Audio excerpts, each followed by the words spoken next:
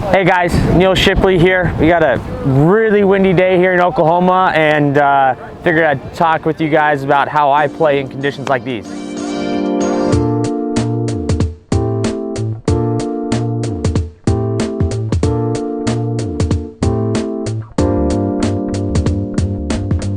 You know, it's really important in this much wind to flight your wedges. Whenever you're hitting a shot that has more spin on it, like if you're hitting a shot with a 60-degree or a sand wedge, I feel like it's really important to keep it underneath that wind, keep it out of the air. So what I like to do is I just move the ball back in your stance, maybe a hair, and then I like to feel like I'm trying to cover that golf ball a little more with my upper body. And what I mean by that is I'm trying to feel like I'm getting my weight shifted forward more here, so that we're, you know, just taking a little bit loft off. And you know, I might not take a full swing with the 60 either. Usually I'm going to be at a 3/4 swing maximum. So, you know, we're just keeping the speed down, because if you have more speed, that means more launch and more spin. So taking some speed off to keep it lower.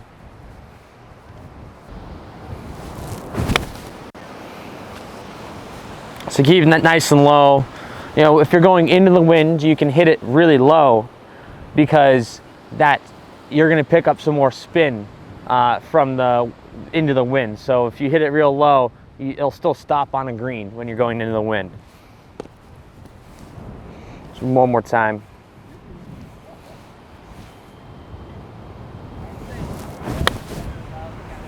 That was a nice one. That was really flighted there.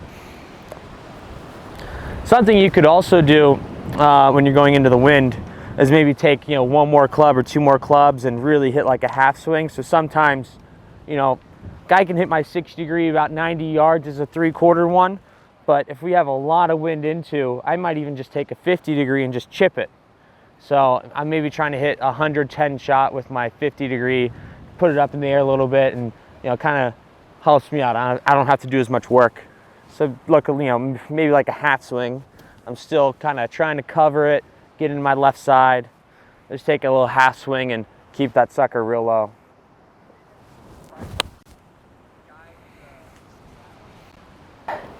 You know, I think it's important in general with golf to have really solid balance, a solid base.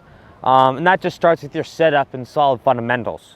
You know, you got to make sure you have, you know, probably at least, you know, a little bit windier day, you're probably just inside shoulder width for a nice little 3/4 wedge. If you're hitting something a little more full, a little wider. But, you know, I think it's most important is making sure, you know, the weight's in the proper part of your feet. You know, you want to be athletic a little bit into the balls of your feet. You know, we are golfers, but golfers are athletes too. And, you know, like any athlete, if you're playing basketball or football, you're in that athletic position in the balls of your feet, and I feel like it's the same in golf. You want to be in that spot to have good balance and generate some nice power.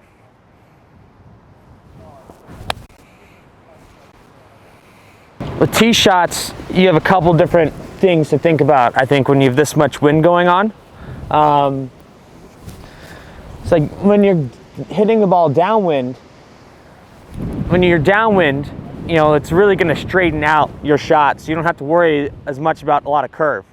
So you could lean back on it, hit it up in the air, and get a couple more yards out of it to look a little, you know, something like this. If you get to tee it up a bit more, I might get that ball maybe just outside my left foot.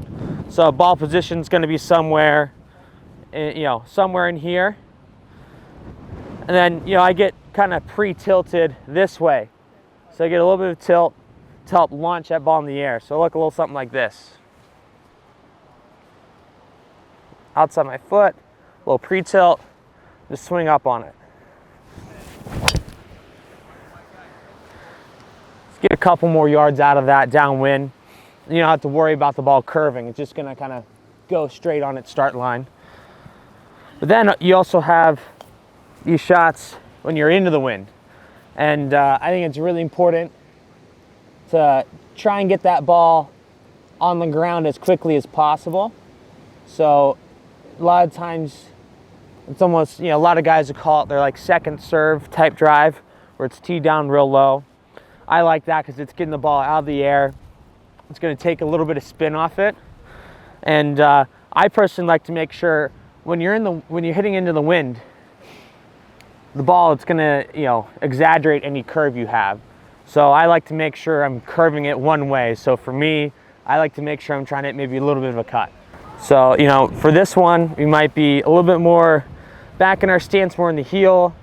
You know, I'm not really leaning back. I'm a little bit more level with my shoulders. And I'm just trying to cover the ball and, you know, hold off the face a little bit so I can hit that cut.